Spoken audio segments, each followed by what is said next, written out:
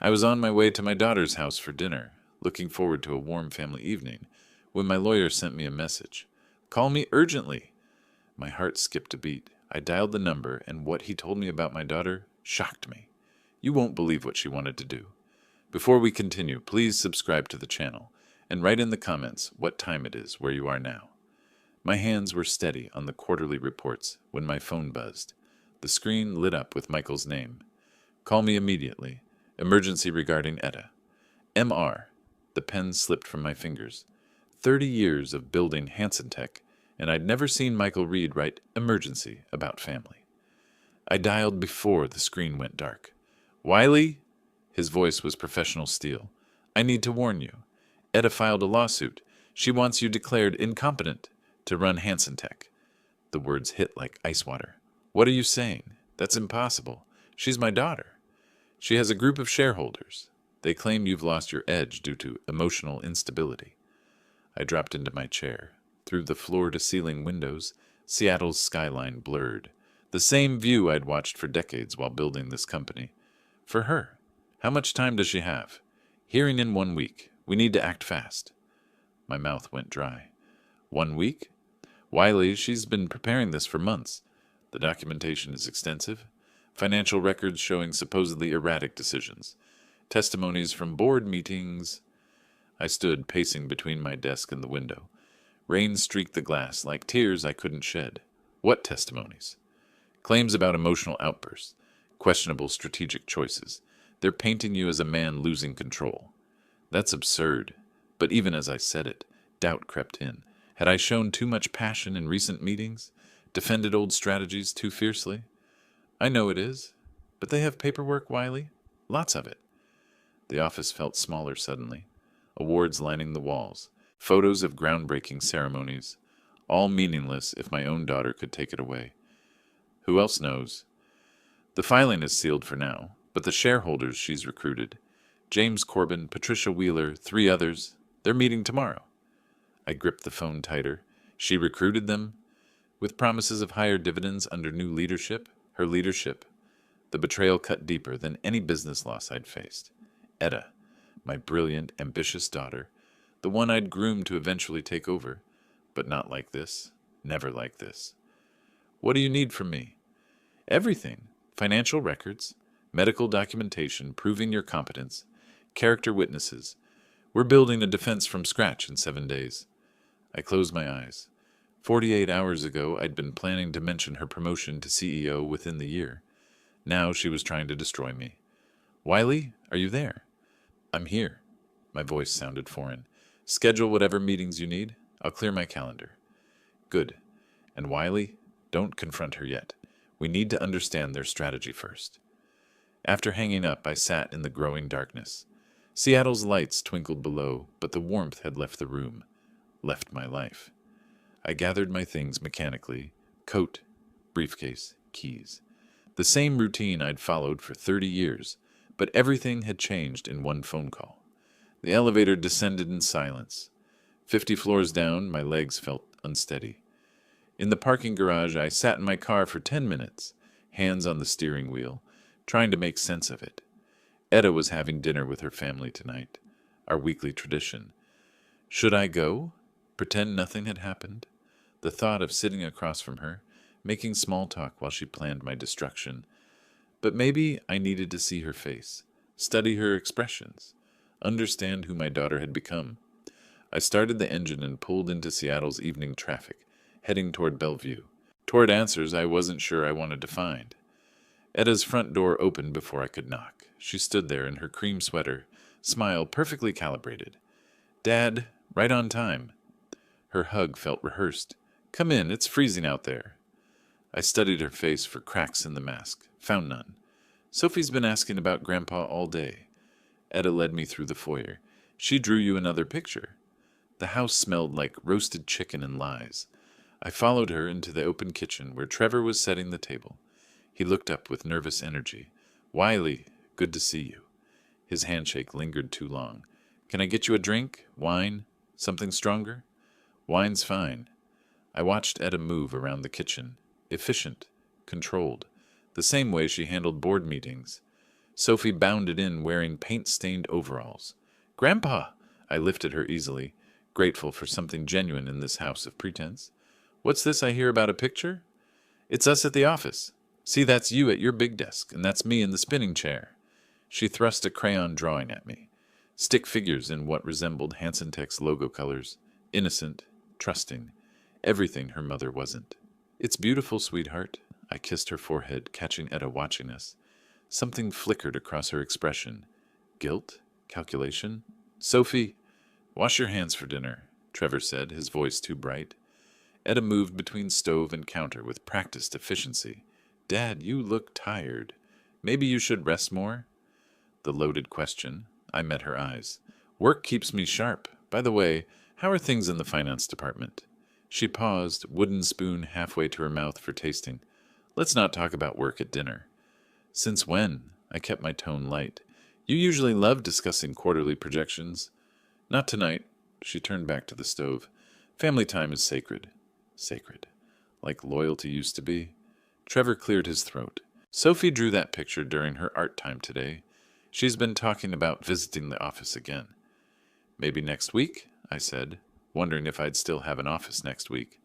Sophie climbed into her booster seat. "Grandpa, can you tell the story about the first computer?" "Which story, sweetheart?" "When you built the company in the garage." I glanced at Etta. She was slicing chicken with surgical precision. "That was before your mommy was born. We had nothing but ideas and determination." "And Grandma Elna helped?" Sophie added. The knife paused. Etta's shoulders tensed. "Yes," I said softly. "Grandma Elna helped with everything." Silence stretched. Trevor filled it by turning on background music, something classical and safe. Dinner proceeded with artificial normalcy. Sophie chattered about preschool. Trevor discussed his latest architectural project. Etta asked polite questions about my health, my sleep, whether I was eating properly. Every word felt like reconnaissance. "The chicken is excellent," I said. "Mom's recipe." Etta's voice carried an edge. She always said cooking was about love, not perfection. Another loaded statement. Elna had said that, usually while trying to get me to spend less time at the office. She was wise about many things. Yes, she was. Etta's fork clicked against her plate. She understood priorities. The accusation hung in the air. Sophie looked between us, sensing the undercurrent. "Grandpa, why are you sad?" Out of the mouths of babes. "I'm not sad, sweetheart. Just thinking." "About what?" "About how much I love our family dinners." Etta's eyes met mine across the table. For a moment I saw the little girl who used to wait by the window for me to come home. But the moment passed. "More wine?" Trevor asked, already reaching for the bottle. The evening crawled forward. Dessert, coffee, Sophie showing me her latest drawings, normal family rituals masking extraordinary betrayal. At 8:15 I stood to leave. "Thank you for dinner. As always, it was perfect." Etta walked me to the door. "Dad, are you sure you're okay? You seem different tonight." I studied her face. The concern looked genuine. Maybe it was. Maybe she'd convinced herself this was for my own good. "I'm fine, sweetheart. Just reflecting on how much Hansen Tech means to me, to our family." Something shifted in her expression. Guard going up. "Drive safely. The roads are slick tonight." I kissed her cheek. She didn't pull away, but she didn't lean into it either. "Good night, Etta." "Good night, Dad." The door closed behind me with a soft click. I stood on her front steps, rain beginning to fall again. Through the window I could see her clearing dishes, moving efficiently, methodically, planning my destruction. I parked overlooking Lake Union, city lights reflecting off the black water. My hands shook as I dialed Michael again. "Wiley, how did dinner go?" "Like a performance. She knows how to act concerned while stabbing me in the back." Rain drummed on the windshield. "Tell me everything." "She's been preparing for 6 months. She has records of your emotional outbursts at meetings." "What outbursts?" "I've always controlled myself." "The Anderson acquisition meeting. When you rejected their lowball offer, apparently you raised your voice. She documented it as irrational anger threatening company relationships." I remembered that meeting.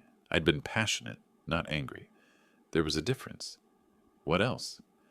"Financial decisions she's labeled as Sentiment over strategy, the charity partnership with Elena's foundation, the employee retention program, things that cost money but weren't strictly profitable. My throat tightened. Those were good decisions. I know, but she's framing them as emotional choices rather than business logic. I started the engine, needing to move. What's her timeline? Hearing next Friday. If she wins, she gets temporary control while you undergo psychological evaluation. And if I refuse, the shareholders can vote you out anyway. She's got enough backing. I drove through empty Seattle streets, processing the scope of her betrayal. Not just attacking me, but dismantling everything I'd built with careful precision. At home, I climbed to my study. 30 years of memories lined the walls. Awards, photos, the detritus of a successful life. I opened my safe and pulled out Elena's letters, the ones she'd written during her final months, when she knew she was dying, when she'd tried to warn me about priorities. Wiley, Etta needs your attention more than the company does. She thinks you don't love her. I dismissed Elena's concerns then. Etta was successful, independent, thriving. How could she doubt my love? But doubt, apparently, had festered into something darker. I found the folder marked Etta Personal.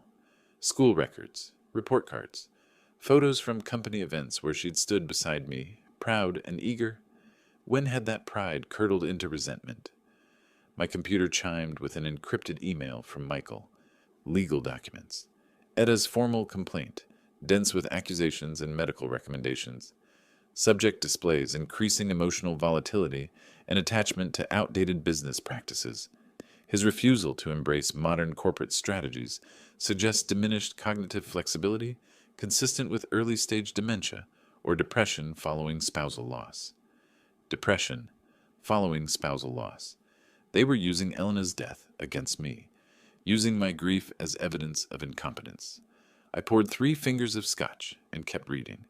Character witnesses who'd testified to my declining judgment. Financial analysts who'd argue my decisions were emotionally driven. Medical experts prepared to suggest I needed compassionate intervention. A full-scale character assassination wrapped in concern for my well-being. The brilliance was undeniable and painful. At 1 a.m., I closed the laptop and sat in darkness. Rain continued against the windows. The house felt enormous and empty. Elena's photograph watched from my desk. She'd known this day would come, had tried to prevent it. She doesn't understand why you love the company more than her. But I didn't love the company more. I'd built it for her, for our family's future. Every late night, every missed dinner, every sacrifice had been for them. Somehow I'd failed to communicate that. Failed to show Etta that my ambition was love, expressed in the only language I knew.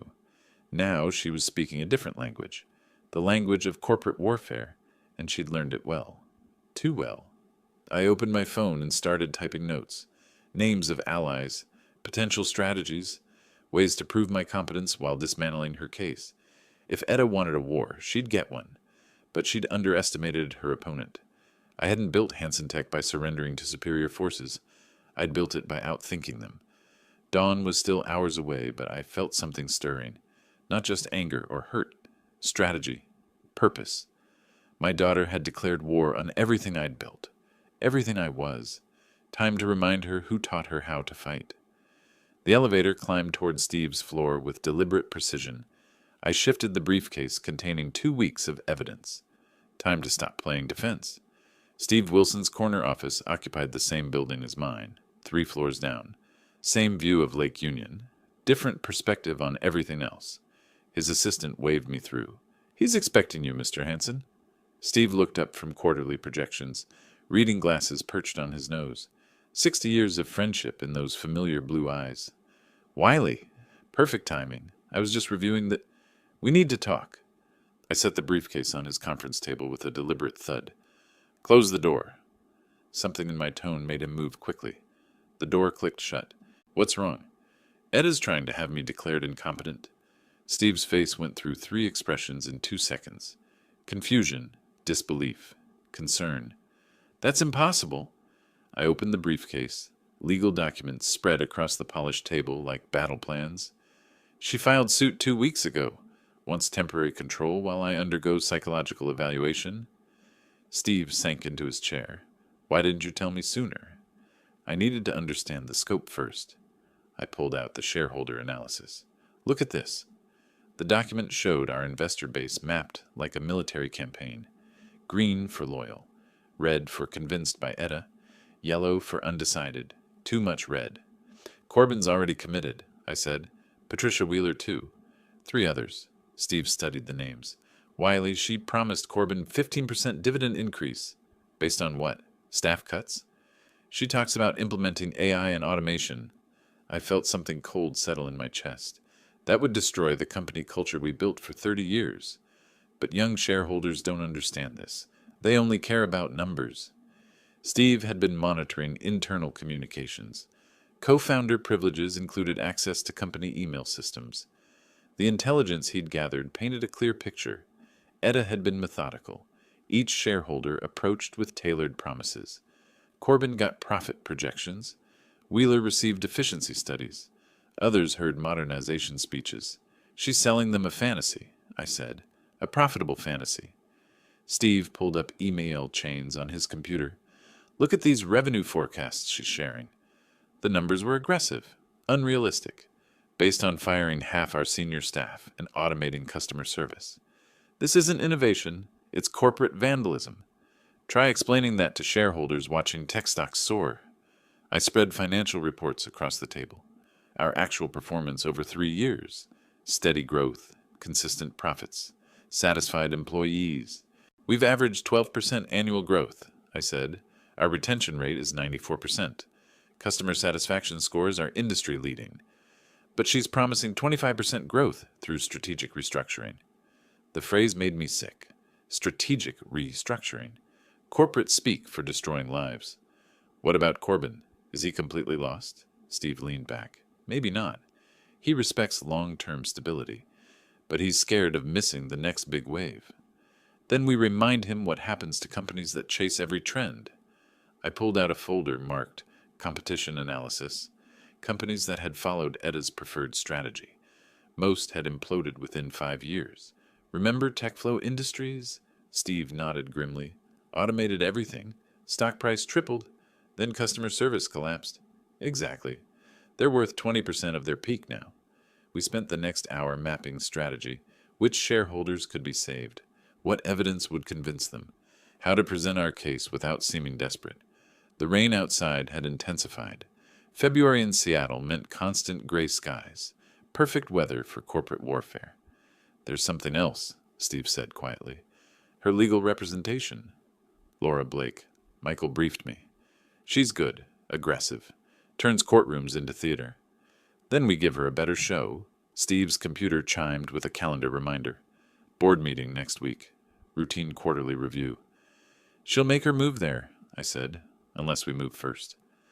I closed the briefcase, but left the analysis documents spread across Steve's table. Visual evidence of our campaign. Schedule a meeting with Corbin, I said. This week, private lunch. What's your angle? Fear. Show him what happens to investors who bet against proven leadership. Steve was already reaching for his phone, scrolling through contacts. Thursday work? Morton's downtown. Perfect. Neutral ground. The afternoon light was fading outside. In 2 hours, I'd transformed from victim to general. Etta wanted a war. She'd get one. But she'd underestimated her enemy. I hadn't built Hansen Tech by surrendering to superior forces. I'd built it by outthinking them. Michael's law office occupied the 20th floor of Columbia Center, all mahogany and leather-bound authority. I arrived 10 minutes early, briefcase heavy with Steve's intelligence. The receptionist offered coffee. I accepted. This would be a long morning. Mr. Hansen? Michael appeared in his office doorway. Ready for war? His conference room had been transformed into a command center. Etta's lawsuit documents covered one wall. My defense materials occupied another. Between them, empty space waiting for battle plans. Show me everything, I said. Michael lifted a thick folder. Etta's official filing.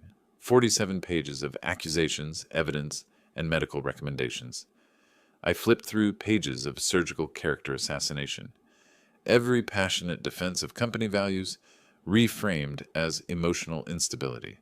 Every innovative risk repositioned as declining judgment. She claims you've lost touch with market reality.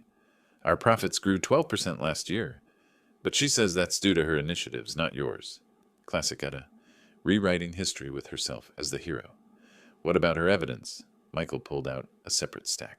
6 months of documentation, meetings where you allegedly showed inappropriate emotional responses, financial decisions she labels as sentiment over strategy, the Anderson acquisition, the charity partnership with Elena's foundation, the employee retention program.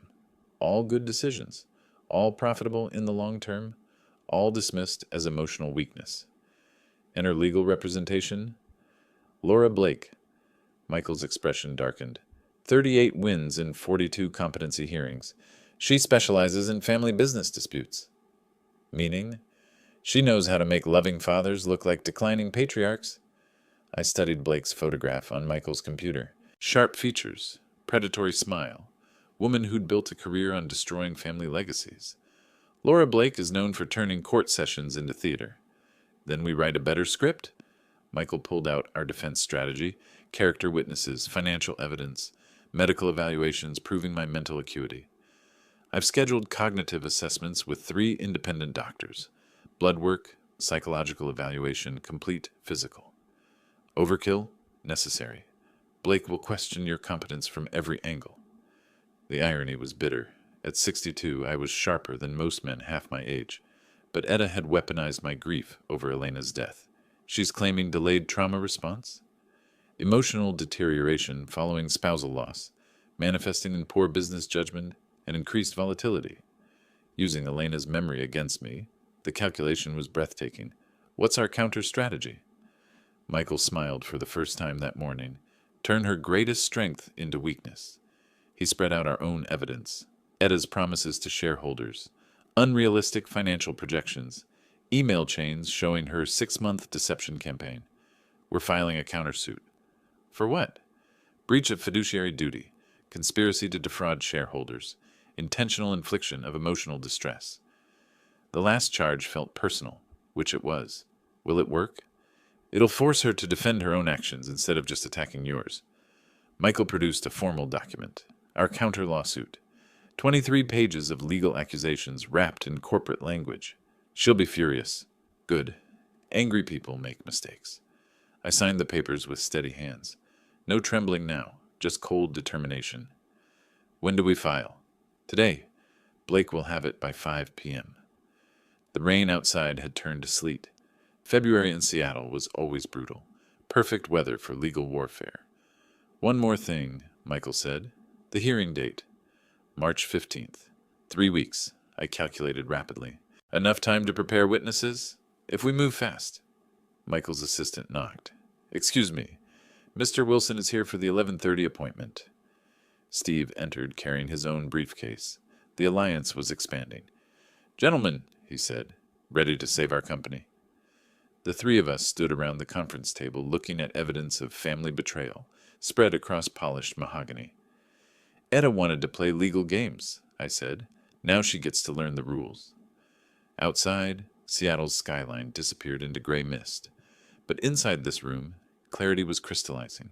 War had been declared. Positions had been chosen. Time to remind my daughter who taught her how to fight. I arrived 15 minutes early, choosing the table by the window overlooking the market's controlled chaos. March in Seattle brought tentative spring warmth, vendors hawking early flowers beneath cloudy skies. The coffee was bitter, appropriate. Etta appeared at 2:15 sharp, dressed in her charcoal business suit, armor for battle. She surveyed the CAF before approaching, calculating exits and witnesses. Dad, she sat across from me, maintaining distance. Thank you for coming. Your message said it was important. I studied her face. She looked tired, thinner than at our last dinner. Carrying the weight of deception wasn't easy, even for her. How's Sophie? Fine. Asking about you. The words carried accusation. I was the absent grandfather, the workaholic father, the man who chose business over family. And Trevor? Busy with his projects. Her voice was carefully neutral. We were dancing around the real conversation. Two combatants testing defenses before engaging. Etta, why didn't you come to me directly? Something flickered in her expression. Surprise? Guilt? About what? Still maintaining the lie. Impressive. About your concerns, your ideas for the company, your plans. When I tried, you were always busy with the company. There it was, the heart of everything. I built this for you. Her laugh was bitter. No, Dad. You built it for yourself. I was just an addition. The accusation hit like a physical blow. That's not true. Isn't it? She leaned forward, anger breaking through careful control. Every family dinner interrupted by business calls. Every vacation cut short for meetings. Every school play you missed because of board presentations. Memories flooded back. Elena's disappointed faces, Etta's resigned acceptance when I couldn't attend her college graduation ceremony. I was providing for our family. You were feeding your ego. Silence stretched between us. Market vendors called their prices outside. Normal life continuing while we dissected 35 years of accumulated hurt. I want to modernize the company, but you block all my initiatives. I want to preserve what works. What works? Her voice rose slightly. Dad, we're falling behind. Tech companies are outpacing us. Our systems are outdated. Our methods are antiquated. Our methods built something lasting, something dying. She pulled out her phone, showing me industry projections, charts and graphs that painted Hansen Tech as a dinosaur waiting for extinction. Automation could increase our efficiency by 40%. AI implementation could cut operational costs in half. Remote work options could expand our talent pool globally and eliminate half our workforce in the process.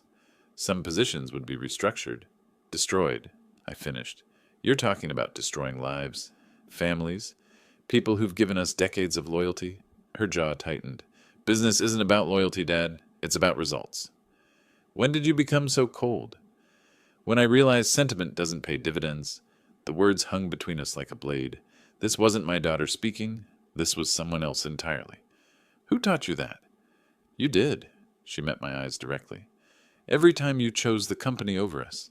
Every time you proved that success mattered more than people. I felt something break inside my chest. Not anger, not betrayal, understanding. You never meant a lot of things, Dad. She gathered her phone and purse. But intentions don't change results. Etta, wait. She stood, looking down at me with Elena's eyes in a stranger's face. I'm not the little girl waiting by the window anymore. I don't need your approval. I don't need your permission. And I don't need your company. But you want it. I want to save it. From you. She turned and walked toward the exit, heels clicking against hardwood floors. At the doorway, she paused. Give Sophie my love. Then she was gone, disappearing into the market crowd. I sat alone with cold coffee and colder understanding. My daughter wasn't just taking my company. She was taking revenge for 35 years of perceived neglect. And maybe she was right. The courthouse steps were slick with morning rain. I climbed them slowly, briefcase in hand, watching Etta's legal team arrange themselves like predators. Laura Blake stood at their center, sharp suit gleaming under gray Seattle skies. Etta wore navy blue, conservative, competent, the dutiful daughter protecting family assets from a declining patriarch. She didn't meet my eyes. Inside, the courtroom buzzed with quiet energy. Shareholders filled the gallery. Business reporters, curious attorneys drawn by family drama played out in public. Michael touched my arm. Remember, stay calm. Answer clearly. Judge Harrison called court to order. 70 years old, silver hair, reputation for no-nonsense proceedings. Case number 2025-347, Hansen versus Hansen Tech Incorporated. Laura Blake rose like a striking snake. Your Honor, this case concerns an aging executive whose judgment has become compromised by grief and stubbornness. She walked toward the jury box, gesturing elegantly. Performance art masquerading as legal argument. Mr. Hansen has lost the ability to make rational decisions. His emotional attachment to outdated business practices threatens shareholder value and employee security. Documents flew across the screen. Financial charts, meeting transcripts, 6 months of carefully curated evidence. The plaintiff, Ms. Etta Hansen Miller, seeks temporary guardianship to protect the company her father built from his own declining capabilities. Blake's voice carried across the courtroom like honey-coated poison, professional, persuasive, deadly. Then Etta took the witness stand, my daughter, my brilliant, ambitious daughter, sworn in under oath to destroy me. Ms. Hanson Miller, Blake began softly, please describe your father's recent behavior. My father is guided by emotions, not business logic. Etta's voice stayed steady. He makes decisions based on personal feelings rather than financial data. Can you provide examples? The charity partnership with my mother's foundation. It costs us $200,000 annually with no measurable return. When I suggested redirecting those funds, he became agitated. Agitated. Elena's memory reduced to a line item. What about strategic planning? He refuses to consider automation or AI integration, claims it would destroy company culture. Meanwhile, our competitors gain market share through technological advancement. Blake nodded sympathetically. How has this affected company performance? We're stagnating. Growth has slowed. Efficiency metrics lag behind industry standards. Lies wrapped in half-truth. Our growth was steady, sustainable. Our employees were loyal because we treated them as people, not resources. In your professional opinion, what does the company need? Fresh leadership, modern strategies. Focus on profits rather than sentiment. The words hit like physical blows. This wasn't my daughter speaking. This was someone else entirely. Michael's cross-examination was surgical. Ms. Hanson Miller, what was Hanson Tech's profit margin last quarter? 12%. And the quarter before? 11.7%. So under your father's supposedly incompetent leadership, profits are increasing? Short-term fluctuations don't indicate long-term viability. What about employee retention? 94% annually. Industry average? Etta hesitated. 67%. So your father maintains higher employee satisfaction than industry standard while increasing profits? Retention can indicate resistance to necessary change. Michael smiled coldly.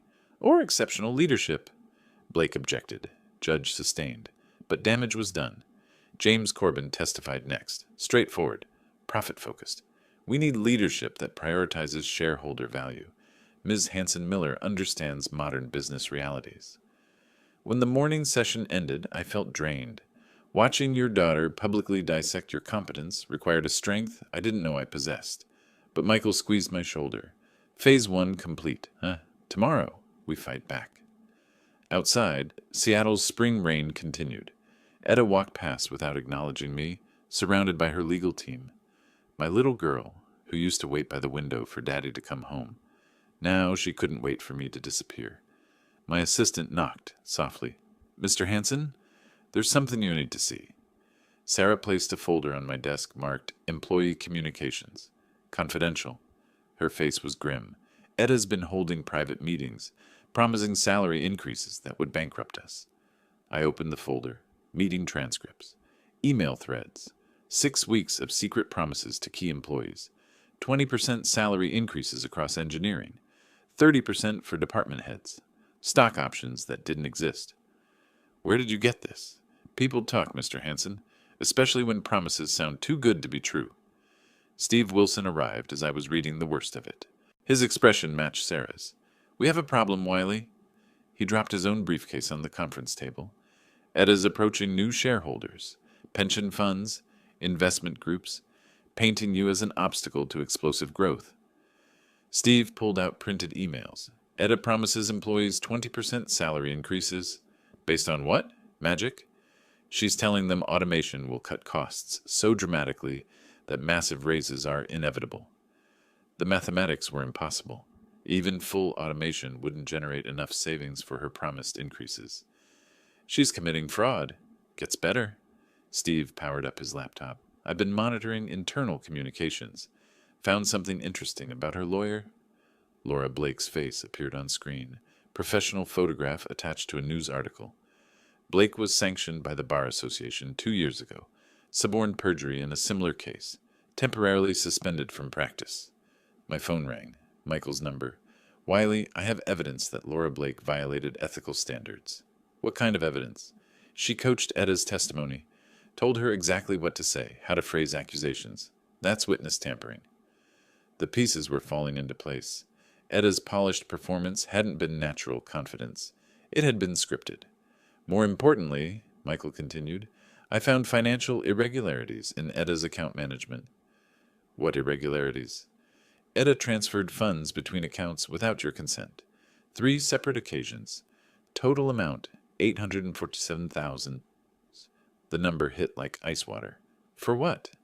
Legal fees, consultant payments, campaign expenses for her takeover bid? I looked at Steve. His expression confirmed he was hearing this too. That's embezzlement. Technically, it's unauthorized use of corporate funds. But yes, it's criminal behavior. Steve leaned forward. This could change the case direction. More than change it, this could destroy her. The irony was bitter. My daughter had wanted to prove my incompetence by demonstrating her own criminal stupidity. I walked to the window, looking out at Seattle's skyline, the city where I'd built everything, where Elna had lived and died, where our family had grown and fractured. Michael, how do we present this? Carefully. We don't want to look vindictive, just competent. And Blake's ethics violations? I'll file a complaint with the Bar Association, simultaneously present evidence to the judge. Steve was organizing documents across my conference table. Financial records, employee communications, email chains showing Etta's deception. The question is timing, I said. Next hearing is Monday. Blake will expect us on defense again. Instead, we attack. I studied the evidence spread across my office. 30 years of building a company, and my daughter had tried to destroy it with 6 months of lies. But lies eventually revealed themselves. Schedule a meeting with our character witnesses. I want them prepared for aggressive cross-examination. Steve nodded. Already done. Patricia from accounting, David from engineering. They'll testify to your competence and her deceptions. What about the employees she made promises to? Most are confused. They trusted her, but the numbers don't add up. The late afternoon sun slanted through my office windows. Seattle, in April, could be beautiful when the rain stopped. I'll head home early, I said. Plan our presentation tonight. Steve gathered his documents. We've got enough ammunition to sink a battleship. Let's hope we can aim it accurately. After they left, I sat alone in my office. The silence felt different now. Not empty. Focused. Tomorrow we'd remind everyone who built Hansen Tech, and why it deserved better than my daughter's desperate ambitions. The courthouse felt different this time. Tension crackled like electricity as all parties assembled. Etta sat with Blake, confident from their previous performance. They hadn't seen what was coming. Judge Harrison called court to order. Mr. Reed, you may present additional evidence. Michael rose slowly, deliberately, a predator who'd found wounded prey. Your Honor, the plaintiff conducted unauthorized financial operations. Blake shot to her feet. Objection! This is beyond the scope. Overruled. Continue, Mr. Reed. Michael approached the evidence table like a surgeon selecting instruments. During discovery, we found 3 unauthorized transfers from corporate accounts. Total amount, $847,000. The number echoed through the courtroom. Etta's face went pale. These funds were used to finance Ms. Hanson Miller's legal campaign against her father, without board approval, without documentation, without authorization. Michael projected bank statements onto the courtroom screen, dates, amounts, recipient accounts. This constitutes embezzlement of corporate funds. Blake was scrambling. Your Honor, these accusations are desperate attempts at discreditation. Desperate? Michael smiled coldly. These are bank records. Mathematics doesn't lie. He turned toward Etta. She looked smaller somehow. The confident executive replaced by a trapped woman watching her world collapse. Furthermore, we have evidence of witness tampering. Blake's composure cracked completely. That's preposterous. Ms. Blake coached her client's testimony, provided specific phrases, emotional cues, strategic answers. We have recordings. Judge Harrison leaned forward. Recordings? Office security cameras with audio capability. Ms. Blake's coaching sessions were inadvertently recorded during building security sweeps. The judge's expression darkened. I want those recordings reviewed immediately. When my turn came to testify, I felt calm, centered, ready. Mr. Hansen, Michael began formally, how long have you managed Hansen Tech? 30 years. I founded the company in 1995 with $50,000 borrowed against my house. Current annual revenue? $247 million. Net profit? $29.6 million. Employee count? 2,047. Have you been declared incompetent by any medical professional? No. I underwent comprehensive evaluation last month. Cognitive function tests, psychological assessment, physical examination. All results were normal for my age. Michael presented my medical reports, clean bills of health from 3 independent doctors. In your professional opinion, why is your daughter pursuing this legal action? I looked at Etta. She was staring at her hands, unable to meet my eyes.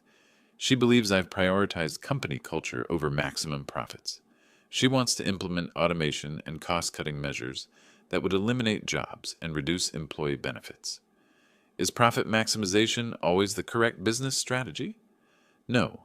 Sustainable growth requires balancing profitability with employee satisfaction, customer loyalty, and community responsibility. How has this philosophy affected company performance? We've maintained consistent growth for 30 years. Employee retention exceeds industry standards. Customer satisfaction scores remain in the 95th percentile. Michael nodded. I've managed this company for 30 years and know every number, every employee, every strategic decision. My daughter wants to sacrifice long-term stability for short-term gains. Blake's cross-examination was desperate. Mr. Hansen, isn't it true that you've resisted modernization? I've resisted reckless change. Technology serves business goals, not the reverse. Your daughter claims you're emotionally unstable. My daughter is young and impatient. She confuses passion with instability, conviction with stubbornness. She says you make decisions based on sentiment. I make decisions based on experience.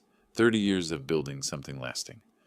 Blake kept attacking, but her arrows were missing their target. The evidence was overwhelming. Etta had overplayed her hand spectacularly. When Corbin testified again, his confidence had evaporated. I may have been overly optimistic about projected returns. Are you still supporting Ms. Hansen-Miller's leadership bid? Long pause. I'm reconsidering my position. Blake's closing argument sounded hollow. Despite these allegations, the core issue remains. Mr. Hansen's resistance to necessary modernization. But Michael's response was surgical. The core issue is whether a daughter can steal her father's company through lies, embezzlement, and witness tampering. Judge Harrison's face was granite. Order in the court. Given the serious allegations of financial misconduct and potential ethics violations, this case requires additional review. Etta finally looked at me. Her eyes were Elna's eyes, filled with confusion and fear. The court will reconvene in 1 week for final decision. As the courtroom emptied, Etta approached slowly. Dad? For a moment she looked like the little girl who used to ask for bedtime stories. I never meant for it to go this far. But it did, sweetheart. It did. She walked away with her ruined legal team, leaving me alone with the wreckage of our family. Victory felt hollow when it meant destroying your own daughter. All rise for the Honorable Judge Harrison. The courtroom stood as one. Shareholders, lawyers, family members who'd become strangers. I felt Steve's reassuring presence beside me as the judge entered with the weight of decision. Judge Harrison settled behind his bench, papers arranged with judicial precision. Please be seated. The silence was absolute. 3 months of family warfare reduced to this moment. In the matter of Hansen versus Hansen Tech Incorporated, I have reached my decision. My heart hammered against my ribs. Across the aisle, Etta sat rigid in her chair, Laura Blake's hand on her shoulder. After reviewing all evidence, testimony, and documentation, the court finds no grounds for declaring Mr. Hansen incompetent to manage his business affairs. Relief flooded through me like warm water, but it felt hollow. Furthermore, the evidence of financial irregularities and potential witness tampering raises serious concerns about the plaintiff's conduct. Etta's shoulders sagged. The fight went out of her completely. The case is dismissed. Mr. Hansen retains full control of Hansen Tech Corporation. Steve leaned forward. Justice has prevailed. But justice felt cold when it meant destroying your daughter. Michael shook my hand professionally. Congratulations, Wiley.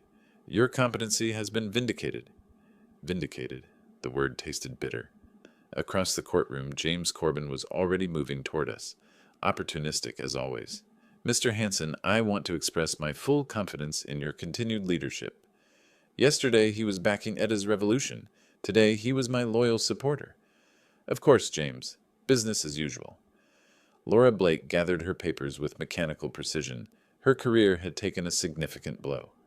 Edda sat motionless, staring at her hands. The courtroom began emptying. Reporters scribbled notes. Shareholders whispered strategies. Normal people returning to normal lives after watching a family tear itself apart. But I couldn't move. Victory should feel better than this. Steve touched my arm. You did what you had to do. Did I? Or did I just prove Edda right about my priorities? You protected what you built. What we built. The company was safe. My reputation intact. The shareholders reassured. Everything I'd fought for preserved, except my relationship with my daughter. Edda stood slowly, gathering her purse. Trevor waited by the courtroom doors, relief evident on his face. The ordeal was over for him too, but she looked so small, so defeated. I made a decision that surprised even me. Edda, she turned, eyes red-rimmed but dry, no tears left. Dad, this doesn't have to be the end of our story. Something flickered in her expression. Hope? Fear? I lost everything. No, you only lost a battle, not the war with life. Steve was watching us carefully. Michael pretended to organize papers while listening. Can we talk? Privately? Edda glanced at Trevor. He nodded encouragingly. Not here, she said quietly. Coffee? Somewhere neutral? I need time to process this. Of course, but Edda? I stepped closer. You're still my daughter. You're still brilliant. You're still capable of great things. Her composure cracked slightly. Even after everything I did? Especially after everything you did. It took courage to challenge me, even if the method was wrong.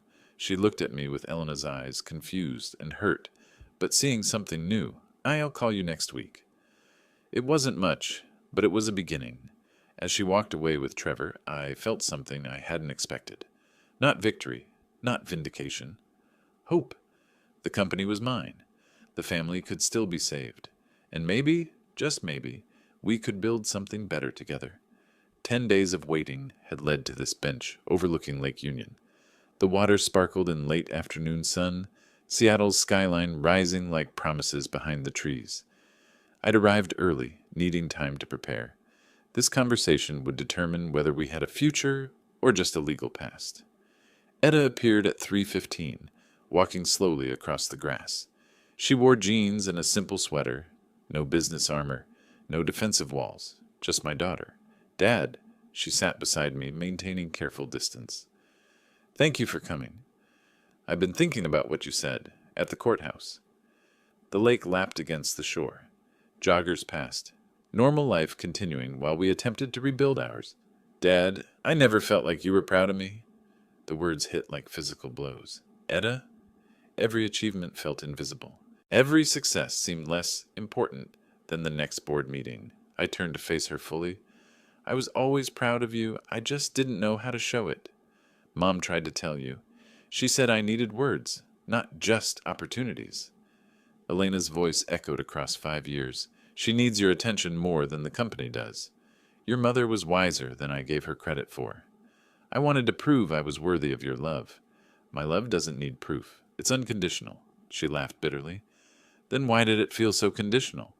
Why did every conversation become about work? Why was the company always more important? I stared at the water, watching sailboats navigate toward harbor. How do you explain 30 years of misguided priorities? I built Hanson Tech for you, for our family's future. Every late night, every missed dinner, every sacrifice, I thought I was providing security. But you were also providing distance. Yes, I was. The admission felt like releasing held breath. I confused providing with parenting, success with love. Edda's eyes filled. I needed my father, not a benefactor. And I needed to learn the difference. Silence stretched between us. Not uncomfortable now. Honest. When I filed that lawsuit, I wasn't just fighting for the company.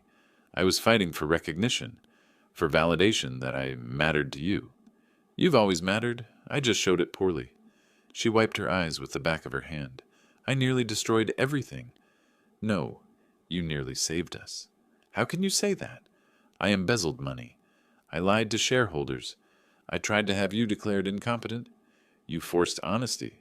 You made us confront what was broken. The lake reflected afternoon clouds. Seattle in late spring felt full of possibility. What happens now? She asked. That depends. Do you still want to modernize the company? You'd trust me with that? What do you say about shared leadership? Etta stared at me. Are you ready to trust me with part of the company? I'm ready to trust you with the future of the company. Her breath caught, meaning, co-CEOs, your innovation, my experience, partnership instead of war. You'd do that after everything? Because of everything. You were right about modernization. I was right about culture. Together we could build something Elena would be proud of. Etta stood, pacing to the water's edge. I watched her process the proposal, seeing Elena's thoughtfulness in her movements. Full partnership? Equal authority? Equal authority. Shared responsibility. Father-daughter leadership team. She turned back. What about the board? Steve's already supportive. The shareholders want stability and growth. We can provide both. And the employees? They'll respect the Hanson name, both of us. She walked back, sitting closer this time. I have conditions. Name them. Full transparency. No decisions without consultation. Modern technology implementation. Employee profit-sharing program. Agreed. My conditions. Maintaining company culture. Gradual changes, not revolutionary. Family time protected. Family time? Weekly dinners. No business talk during Sophie's bedtime stories. Elena's foundation continues. Etta smiled for the first time in months. Deal. I extended my hand. Partners? She shook it firmly. Partners. Then she surprised me by leaning forward, hugging me tightly. I love you, Dad. I love you too, sweetheart. I always have. We held each other by Lake Union as the afternoon faded, father and daughter becoming something new. Business partners, family, future. The kitchen smelled like Elena's favorite recipe. Etta moved between stove and counter with practiced efficiency, but tonight felt different. Celebration was in every gesture. Dad, I prepared your favorite dish. I arrived carrying a wrapped package and my grandfather's smile. Something smells like your mother's cooking. Same recipe. Same love. The table was set formally but warmly. Candles, good china, the kind of attention reserved for special occasions. Sophie bounded into the room wearing a dress with paint stains. Grandpa? Sophie, Grandpa brought you something special. I handed her the wrapped package. She tore through paper with 4-year-old enthusiasm, revealing a miniature business suit. For when you're ready to run Hanson Tech. Sophie giggled, holding the tiny jacket against herself. Will I be the boss? Someday, sweetheart. Someday you might be. Trevor emerged from his office, architectural plans tucked under his arm. I'm glad we're one family again. So am I. I meant it completely. Dinner conversation flowed naturally. Sophie chattered about preschool. Trevor discussed his latest project, a children's museum downtown. Etta shared preliminary plans for Hanson Tech's technological modernization. Gradual implementation, she emphasized, respecting existing staff while improving efficiency. The best of both worlds, I agreed. After dessert, Etta produced a manila folder. Ready to make this official? The partnership agreement was elegant in its simplicity. Shared authority, complementary responsibilities, dispute resolution protocols. Everything two stubborn business leaders needed to work together. Sophie, are you not sad anymore? I looked down at my granddaughter, who was observing us with childlike wisdom. No, sweetheart. Now Grandpa is happy. Because Mommy and Grandpa are friends again? Because we're family again? I signed the documents with steady hands. Etta followed, her signature bold and confident. Trevor produced champagne from the refrigerator. I thought we might celebrate. Perfect timing. We stood in the dining room, glasses raised, 4 generations of family, past, present, and future, united again. To Hanson Tech's new future, Etta declared. To family partnerships, I added. To not fighting anymore, Sophie contributed solemnly. We laughed, us clinking glasses carefully to include her apple juice. Trevor raised his glass higher. To Elena, who would have loved seeing this moment. To Elena, we echoed. I felt her presence in the room, in Etta's smile, in Sophie's laughter, in the possibility of healing. The champagne tasted like hope. "What happens Monday?" Sophie asked. "Monday, Mommy and Grandpa go to work together," Etta explained. "Like a team?" "Exactly like a team." I picked up Sophie, spinning her gently. "The best team in Seattle." Outside, summer was beginning. Long days, warm nights, new possibilities. Inside, we were beginning too. Not the same family we'd been before the war. Something better. Something honest. As evening deepened, we moved to the living room. Sophie showed me her latest drawings. Etta and Trevor planned next week's schedule. Simple domestic moments that felt profound after months of legal warfare. At 8:30, I prepared to leave, arms full of Sophie's artwork, heart full of possibility. "See you Monday, partner," Etta said. "See you Monday, daughter." The drive home took me through Seattle's familiar streets, past Hansen Tech Tower, past the courthouse where we'd fought, past Pike Place Market where truth had first emerged, all of it leading to tomorrow, to partnership, to family, to the future Elena had always envisioned for us. I parked in my Capitol Hill driveway and sat for a moment, looking at Sophie's drawings. Stick figures labeled Grandpa and Mommy, working together at big desks. A 4-year-old's vision of harmony. Perfect business plan. If you like this story, please like this video, subscribe to the channel, and share your impressions of this story in the comments. To listen to the next story, click on the box on the left. Thank you for watching.